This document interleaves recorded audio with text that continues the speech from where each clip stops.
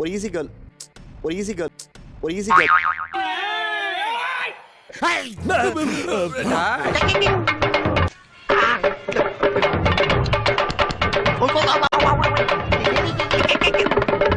இன்னைக்கு எபிசோடில் ஆள் எடுக்கிறன்ற பேரில் உட்காந்து உயிர் எடுத்துகிட்டு இருந்தாங்க. பர்ஃபார்மன்ஸ் பத்தலையேன்னு மூட்டி விட்ட மாயா, நல்லா ஆடுங்கடான்னு ஆட்டி விட்ட ஆரி, ஒன்றும் சரியில்லைன்னு ஓட்டி விட்ட ஓவியா. இப்படி இன்னைக்கு எபிசோடில் என்னென்ன கன்றாவி நடந்துச்சுன்னு பார்த்துடலாமா?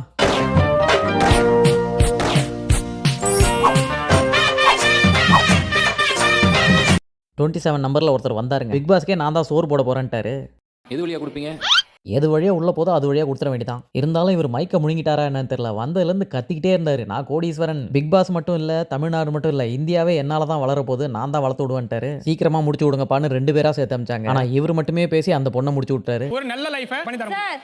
அடா அதான் தமிழ்நாடு இந்தியாவெல்லாம் வளர்த்து விட்றேனே, அதில் ஒன்னையும் வளர்த்து விட்றேன், உனக்கும் வாழ்க்கை கொடுக்குறேன்ற மாதிரி சொல்லிட்டாரு. அந்த வேலை என் புருஷன் பார்த்து பாருன்னு சொல்ல ஓவியா பயங்கரமாக சிரிக்க, சரி இந்த மனுஷன் இந்த கத்துறாரு, கான்ஃபிடென்ட்டாக பேசுறாருன்னு நினச்சாங்களா என்னன்னு தெரியல.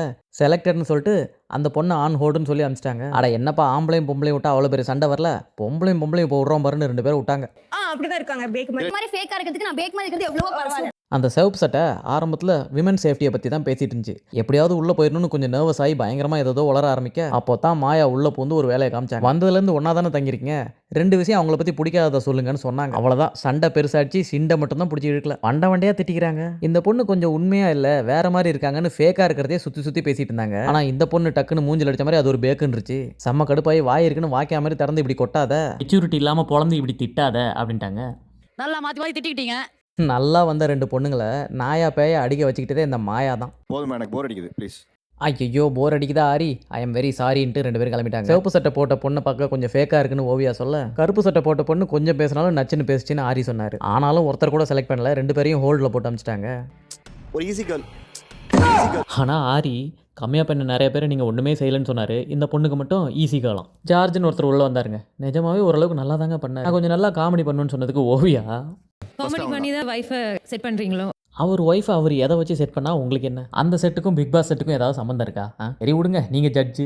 என்னை வச்சு ஏதாவது கலாச்சி காமெடி பண்ணுங்கன்னு சொன்னதுக்கு உள்ள இருக்கவன் எல்லாத்தையும் பைத்தியமாக்கிட்டு நீங்கள் வெளியே ஜாலியாக சுற்றிட்டு இருக்கீங்க, ஆனால் உங்கள் கூட இருந்த மற்றவங்கலாம் இன்னும் என்ன பைத்தியம் பிடிச்சி சுற்றிட்டு இருக்காங்கன்னு சொன்னார். கரெக்டு தானே?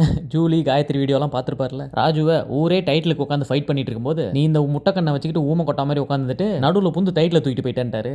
கேட்டா தக் லைஃப்னு சொல்லிக்கிறாரு. எப்படி சூப்பரா? அடுத்து ஆரியா தான் செம்ம. அட நேர்மையாக இருக்கிறது நியாயம்தான். அது என்னங்க நீங்கள் நாமினேஷன் பண்ண சொன்னால் 1.5 மணி நேரம் உட்காந்து பேசிட்டு இருக்கீங்க. எபிசோடே 1 மணி நேரம் தான், ஆனால் 1.5 மணி நேரம் பேசிட்டு இருக்காரு. ஜட்ஜஸை ரோஸ்ட் பண்ணதெல்லாம் போதும், அங்கே வேஸ்ட்டாக ஒரு பீஸ் ஹோஸ்ட்னு சொல்லிட்டு உட்காந்துருக்கு, அதை கொஞ்சம் செஞ்சு விட்டு போ அப்படின்னு சொல்லி ராஜு கேட்க, சரியான வேஷம். வாரத்தில் 5 நாள் உட்காந்து எல்லாத்தையும் செய்யின்னு செஞ்சுட்டு வீக்கெண்ட் ஆனால் விஜய் சேதுபதிட்ட வந்து மொக்க வாங்கிட்டு போவாங்க அப்படின்ட்டாரு. ஒரு இழிச்ச வாயை இழுத்து கூட வச்சுக்கிட்டு அதை போட்டு தள்ளிட்டு இது வீட்டுக்குள்ளே உட்காந்துச்சுட்டாரு. அப்படித்தான் பூர்ணிமாவை போட்டு தள்ளிட்டு அந்த மாதிரி வெளியே போயிடுச்சு. இந்த அக்கா உள்ளேயே உட்காந்துருச்சு. ஆத்தாடி என்ன பொழந்துக்குச்சு.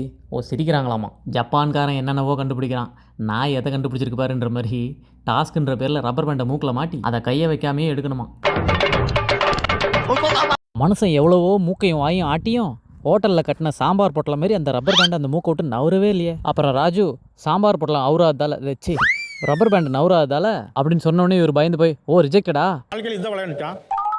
ஓரளவுக்கு நல்லாவே காமெடி தான் பண்ணார் மனுஷன், ஆனால் ஹோல்டு போட்டாங்க. அடுத்து ராவா அடித்த ரகுவரம் மாதிரி ஒருத்தர் வந்தார், ஜேசன் கௌஷி. ஒருவேளை பேண்ட் டைட்டாக இருக்குமோ, அவருக்கு கும்ஃபு தெரியுமா, கொஞ்சம் பண்ணி காட்டுங்கன்னு சொன்னாங்க. அவ்வளோதான்.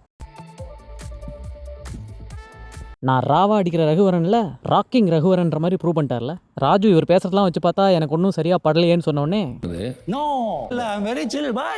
இப்படி ஜட்ஜஸ் சொன்ன தீர்ப்பை ஏற்றுக்காம அவர் எதிர்த்து பேசினோடனே செலக்ட் பண்ணிட்டாங்க.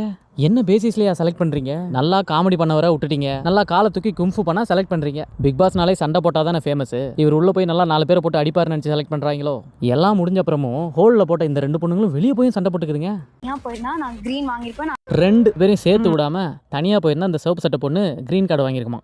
அதுக்கு இந்த கருப்பு சட்டை பொண்ணு அரைச்சமாவே அரைச்சா யார் உன்னை செலக்ட் பண்ணுவான்னு கேட்க, நானாவது அரைச்சமாவே அரைச்சேன், நீ எதையுமே அரைக்கலன்னு சொல்லிட்டு 2 பேரும் அங்கேயும் அடிச்சுக்கிறாங்க. உங்க 2 பேரையும் உள்ள விட்டுருந்தா கொஞ்சம் கண்டென்ட்டாவது கிடைச்சிருக்கும். ஐடியா இல்லாத ஜட்ஜஸ். இந்த மொக்க செலக்ஷன் ப்ராசஸை பற்றி உங்கள் ஐடியா என்னன்றதை கமெண்ட்டில் சொல்லுங்கள். வீடியோக்கு ஒரு லைக் அண்ட் ஹைப் பண்ணிடுங்க. தேங்க்யூ.